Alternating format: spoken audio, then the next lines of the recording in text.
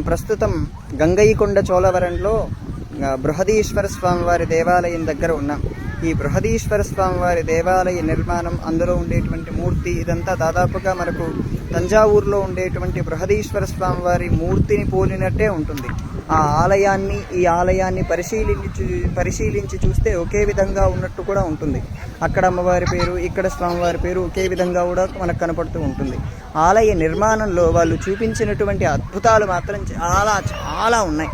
అసలు ఈ గంగైకొండ చోళవరం అంటే గంగని జయించి ఇక్కడ చోళవరాన్ని నిర్మించినటువంటి ఆ రాజు, రాజేంద్ర చోళుడైనటువంటి ఆ మొదటి చోళుడైనటువంటి చోళభూపాలుడు, ఆ చోళుడు అక్కడ ఉండేటువంటి గంగా జలాలని తెచ్చి ఇక్కడ దగ్గరలో ఒక చెరువును తవ్వించి ఆ చెరువులో ఈ గంగా జలాలను కలిపి అక్కడి జలాలతో ఇక్కడి అభిషేకం జరిగించేటట్టుగా ఏర్పాటు చేశాడు.